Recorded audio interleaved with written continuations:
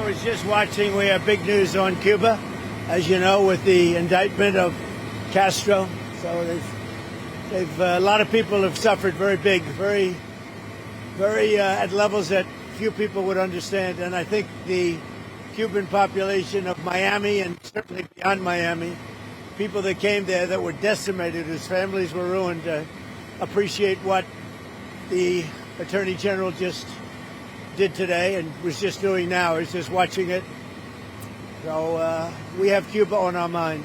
Very important.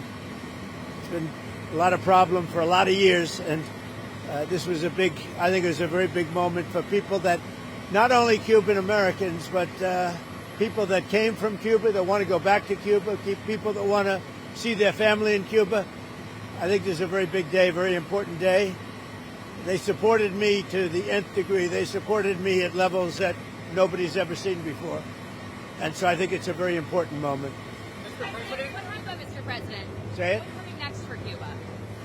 Well, we're going to see. It's a failing nation. You see that. It's falling apart. They have no oil. They have no money. It's a failing nation, so I just can't tell you that. But we're there to help.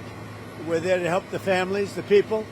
And again, a lot of those people are related to me in the sense that I've had such a great relationship with Cuban Americans. They supported me at a 94% level. That's a pretty good level. And their relatives are there. So we got to, on a humanitarian basis, we're there to help. Mr. President was there last week. Yeah. Can you talk about that at all? Well, we have a lot of people there. We had CIA there. We have Marco is there. Marco's parents, as you know, were from Cuba. So we have a lot of expertise in Cuba, and it's not going to be like the biggest thing we've ever done, but I will tell you, to a lot of people, it's going to be one of the most important. They've been looking for this moment for 65 years. So we'll see what happens. But we're going to, in the meantime, we're going to have to help them out. They have no way of living. They have no food. They have no electricity. They have no energy at all. But they do have great people. There are a lot of great people. I mean, I have so many Cuban friends in Miami, mostly in Miami and Florida, and they're unbelievable people. They're unbelievable entrepreneurs, and they'd like to go back. I think hopefully they're going to want to live here, but they want to go back. Maybe they'll invest. We'll see what happens. But we're freeing up Cuba. Mr. President, how much longer do you anticipate the embargo having to be in place on Cuba? We'll see. We'll be announcing it pretty soon. Are all options on the table here, Mr. President? Should we expect any escalation here, or should they expect... With Cuba? Yes. No. You won't. There won't be escalation. I don't think there needs to be. Look, the place is falling apart. It's a mess, and they've sort of lost control. They've really lost control of Cuba.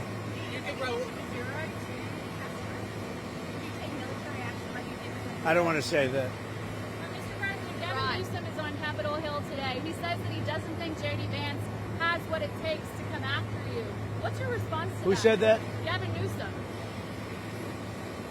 He said it doesn't have what? He says that the era of Trump ends with you, and that J.D. Vance doesn't have what it takes to come after you.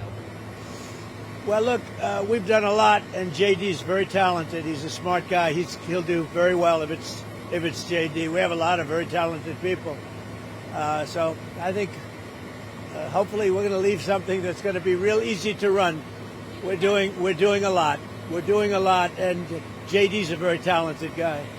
Does Iran have to respond after you said yesterday you're about an hour away from making a decision? Where does that stand today? Have you heard anything from them? It's right on the borderline, believe me. If we don't get the right answers, it goes very quickly. We're all ready to go. We have to get the right answers. It would have to be a complete 100% good answers. And if we do, we save a lot of time, energy, and lives, most importantly. How long will you wait? Could go very quickly. Or a few days. It could be a few days, but it could go very quickly. Iran is a defeated nation. We're dealing with some people, and actually, I must tell you, we're dealing with some very good people. We're dealing with people that are, I think, far more reasonable than the people that are really no longer with us. We're dealing with some people with talent, with good brain power, and we're pretty impressed by it. So hopefully those people will make a deal that's going to be great for everybody. Are you getting tired of the But back and I forth don't with know. I don't know. I don't. Do I get what? Are you tired of the back and forth I with never get tired. But what I like to do, if I can save war by waiting a couple of days, if I can save people being killed by waiting a couple of days, I think it's a great thing to do. Stephen Colbert's last show tomorrow night. What's your message to him, the late night host Stephen Colbert? It's his last show after being such a staunch critic. I'll have a message at a later date. Okay. Sir, on Iran, did the U.S. offer Iran oil sanctions relief during these talks, as Iranian TV was reported? No, I haven't heard that. No. I'm not doing any relief until they sign an agreement. When they sign an agreement, we can get that place built up again and have something that's really a good country for the people. But no, we haven't offered anything.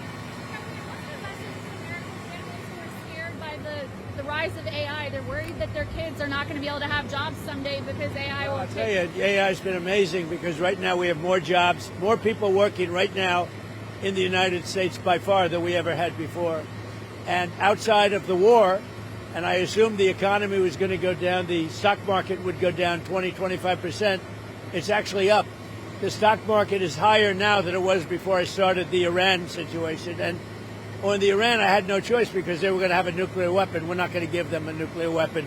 But that's going to end soon, one way or the other. Oil is going to come tumbling down.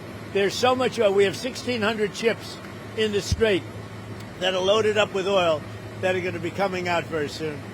So we'll have to see. But the military has been unbelievable. The blockade has been infallible. Not one ship has gotten through the blockade. 37 have tried.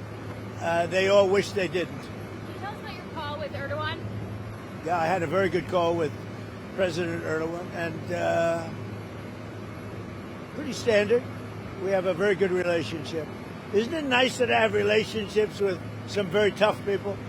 He's a tough guy, and but I have a relationship with him that nobody else does. He's actually done a good job. He's been, I think very much of an ally. Some people would doubt that, but I think he's been a great ally, and his people respect him. His people respect him a lot. Mr. President, response to people that are critical of your settlement over your IRS case about the tax now that you can't be prosecuted for tax? Yeah, well, what happened is I was suing IRS for a lot of different reasons. One of the reasons is they released my tax returns, which they're not allowed to do. Now, they showed I pay a lot of tax. I may even release my current returns because they show I pay a lot of money. But they're not supposed to do that. They were in lockboxes as president. And they released them. And a certain firm released them, which was, I guess, a private firm. But it released them to a lot of the fake news. And the fake news went, and you're just not allowed to do that. And many other things happened. So I released them from the lawsuit, and I guess they made a settlement of some kind. I wasn't involved in the settlement. I could have been involved, but I didn't choose to be.